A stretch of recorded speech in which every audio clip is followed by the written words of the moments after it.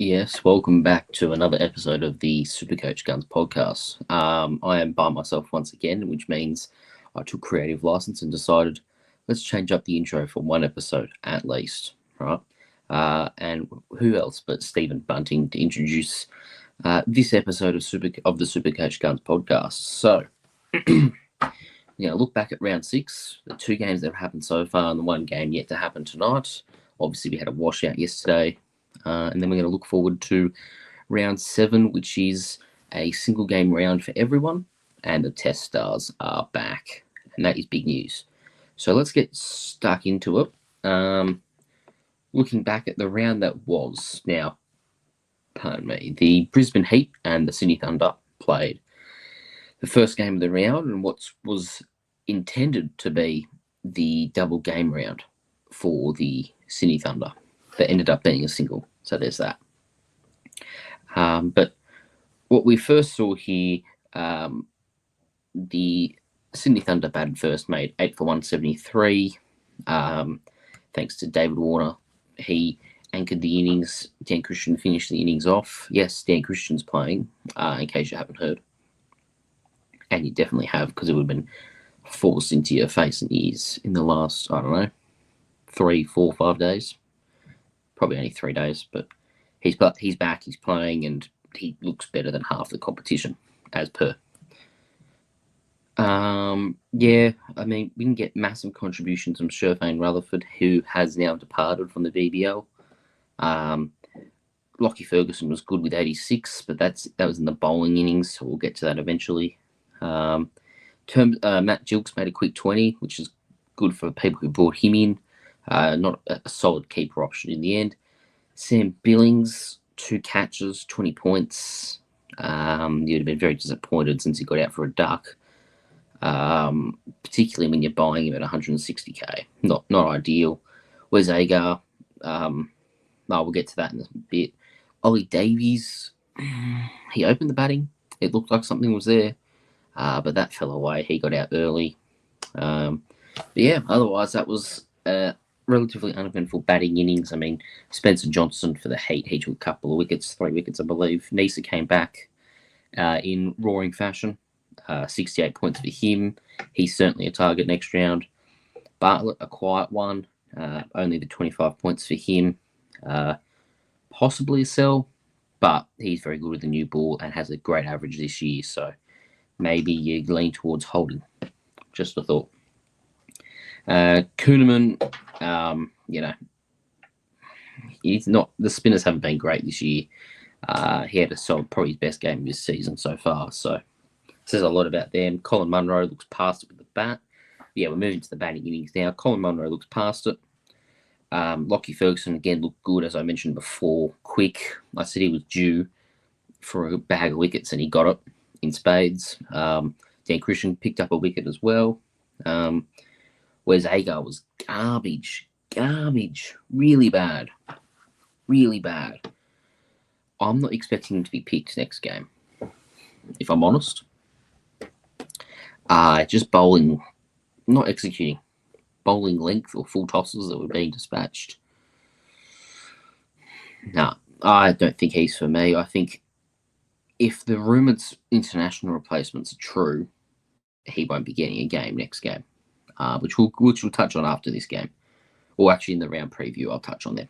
So, we have Max Bryant play the innings of his life as well. He's in good form, and you could never pick him for SuperCoach because of the role, but he's playing very well. Tom Alsop, he came in. Wicket kept, did okay with the gloves, didn't get much of the bat due to the situation. The game's basically over, so can't really hold that against him, but something to think about there. And yeah, Tom Andrews, for those who brought him in at, what is he? I think he's around 70, but let's confirm. Yeah, 65k, 64k, sorry. 44 points for that at that sort of price. That's pretty good. I mean, obviously Dan Christian got 83, but I think Tom Andrews has better job security long term. Yeah, I think that's probably it from this game. So Lockie Ferguson and Sherfane Rutherford are done for the BBL now. So if you just trade them in, they've got to go straight out. And yeah, I suppose we'll have to keep shopping elsewhere because we'll have a look at the replacements, is what I'm going to try and say with my mouth and my words. But I couldn't just then. So Perth Renegades. This was a very good game. But the first 10 overs of each batting innings was very tricky. So Perth's quickly becoming a pretty good bowling wicket for paces, as we kind of expected. And eventually, middle order batsmen are actually doing all right against it in the second half of the game. So it'd be remiss of me not to mention the chief, Will Sutherland, 166. I believe he took 2 for 22 or 4 overs with the ball and 70 not out with the bat. The dude is a stud. Enjoy him in the big bash whilst it lasts, because I reckon, when the generation of quicks finishes up, we could be seeing a situation where Carey bats at 6 and you go with a Sutherland and someone like that.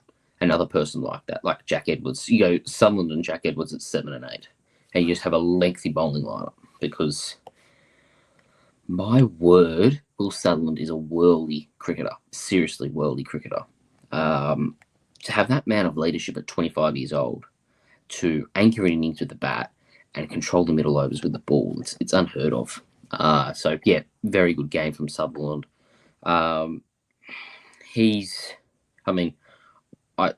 Watching him, it was just special. Like, I have no words. It was very, very good. Tom Rogers has the clutch gene, was the other point I have here. 119 points, 49 on out, 2 for 40 or 4. A great game from him. He's had a very good season and hasn't been highly held. I think he's getting up there now, but to start, he wasn't highly held, and I think those who don't own him, like myself, are going to have to consider him because he's shooting the lights out. Adam Zampa, 87. I mean, of course, right? Everyone sells him or benches him, and he goes well. That's just the way it is, isn't it? Typical Adam Zampa. If you have him still, I'm not going to start him off the back of one good game. Just leave him on the bench, let him make some money, and go from there. For the Scorchers, actually, I'll cover some of the duds here. Fraser McGurk donuted again. It's brutal, but the reality is he is badly out of form. Could lose his spot. Yeah, he could. Sometimes if it's just not happening, it's just not happening. And that might be the case here. Jacob Bethel, 3. Went right back down to earth. Bowled and over, was okay, but couldn't handle the bounce at Perth. That's the reality. What else is there? Seifert. Thank goodness that he did a lot behind the stumps, because he did nothing with the bat. He's going to keep dropping, so I'm on Tim Seifert watch personally.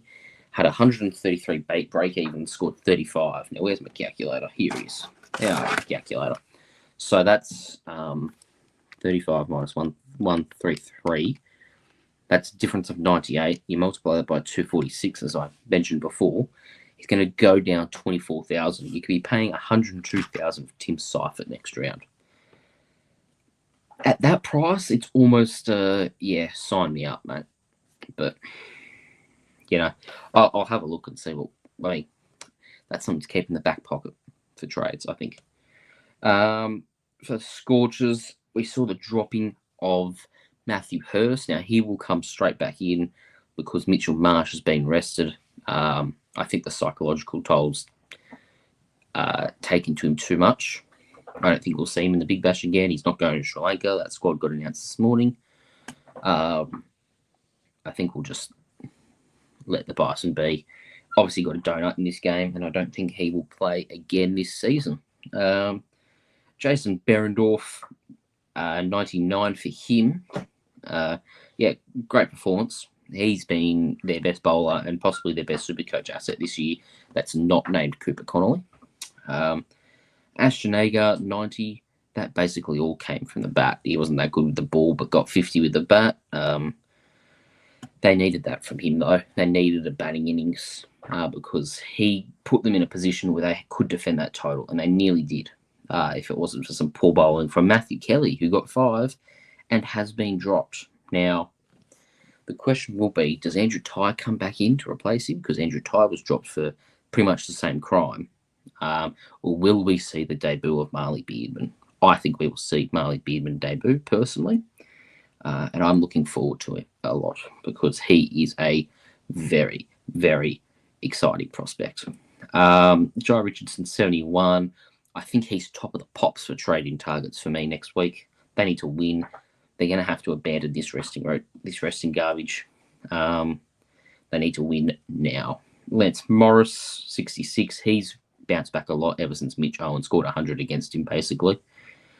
Finn Allen, 49.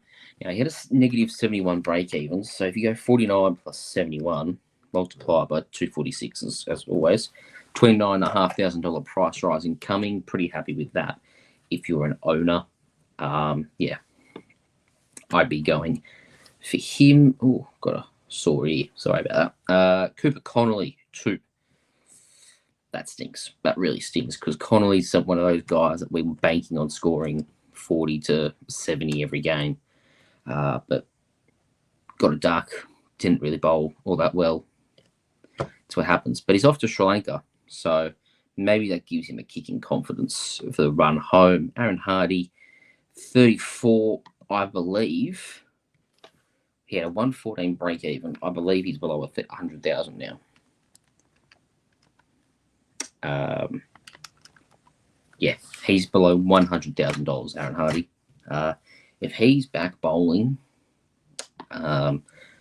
yeah, I'm so keen because he opened in this game, but he'll probably go back to number 3 or number 4. Probably number 3, to be honest.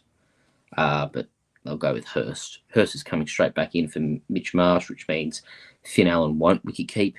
I don't think.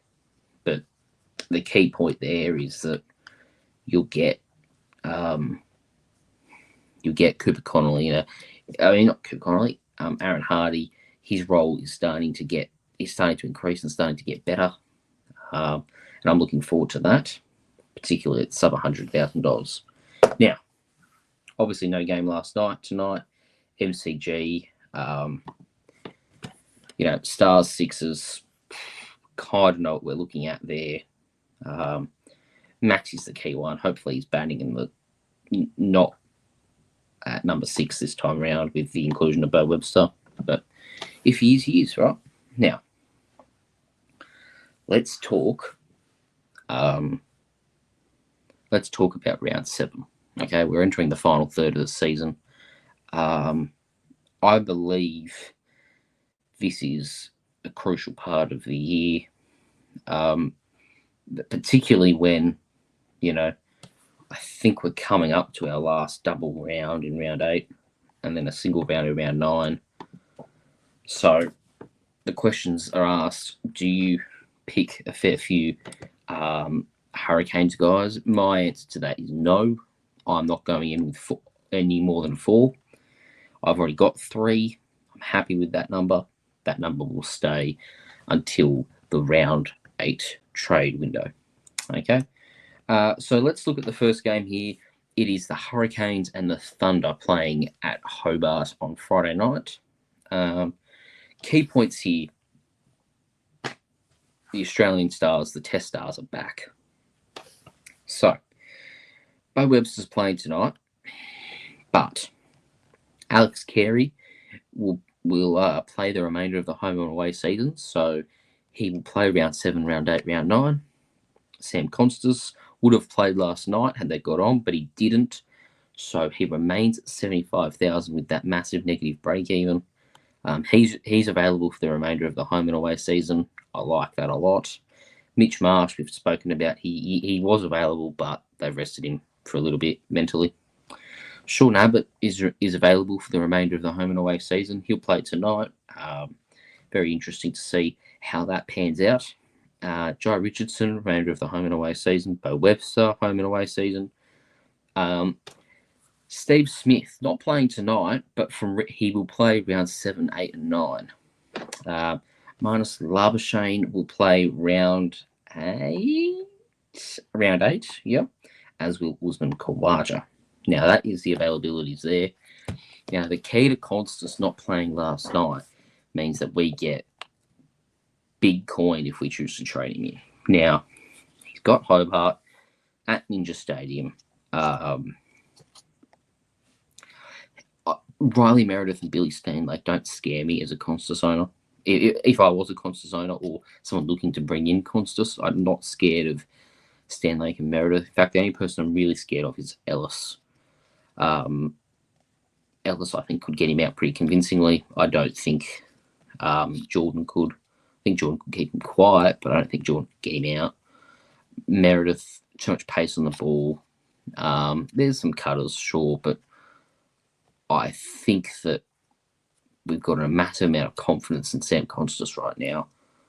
He's just going to see ball, hit ball. Yeah, I'm pretty keen on trading in Constance this round. 75k, as I said.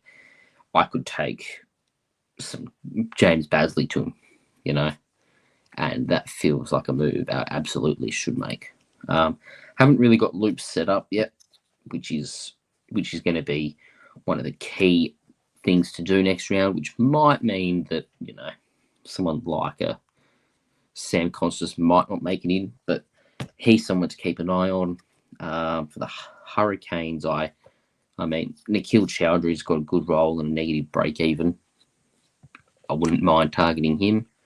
I have him, and if I wasn't an owner, I wouldn't mind targeting him. I think Ben McDermott scores 100 against this mob. I do. I really do. I think it's time. We're waiting our annual Ben McDermott innings. I think it's this game. I think Mitch Owen will do okay. It's at home, which is where he averages 97, as opposed to every other ground where he averages 24 this year. So should be a good matchup for him.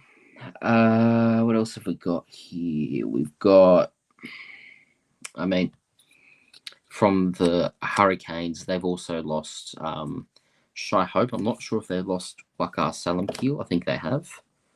And if they have, they've got 2 replacement players coming in. Now, let's talk about the Thunder's replacement players, because I kind of know them.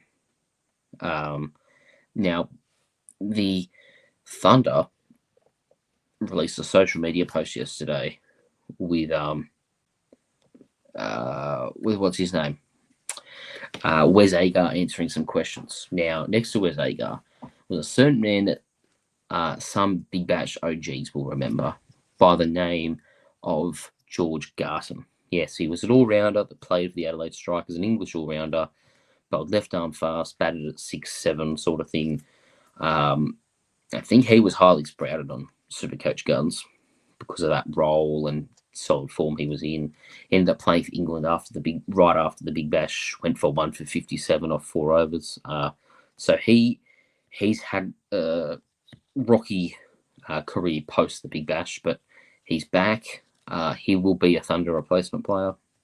The other one, this is pretty interesting. This came out this morning. Pakistan granted a no objection certificate to Mohammad Hussain to play Big Bash from Jan 9 to Jan 26. Now, there are 2 teams which had internationals finish up on Jan 9, or yeah, essentially Jan 9, and that was the Hurricanes and the Thunder. So the Thunder may have landed themselves George Garton and Mohammad Hussain. Now, for the Hurricanes, they've only lost Shai Hope.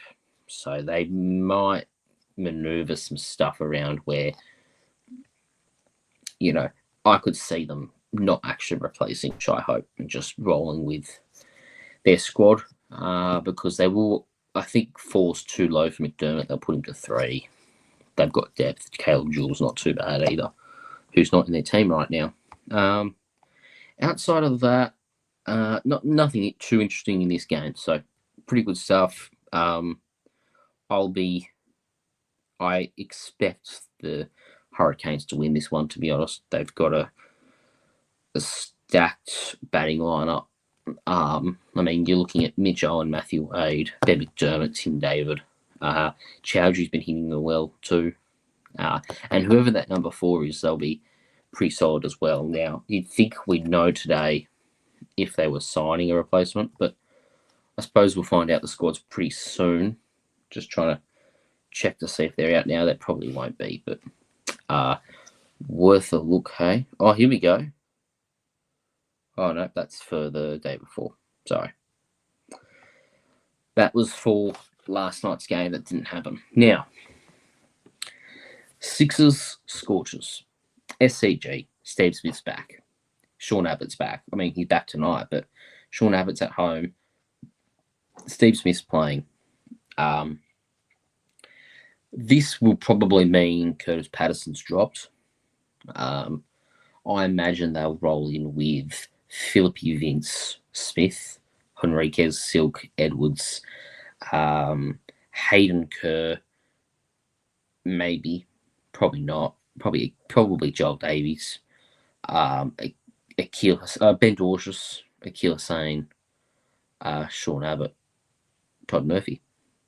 That's how I'd line them up, and I think that's how they'll play. Now, that's a double header.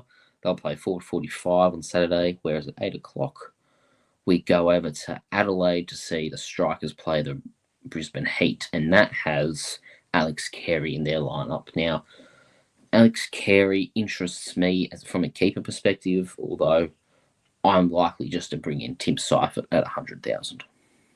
Same upside, basically.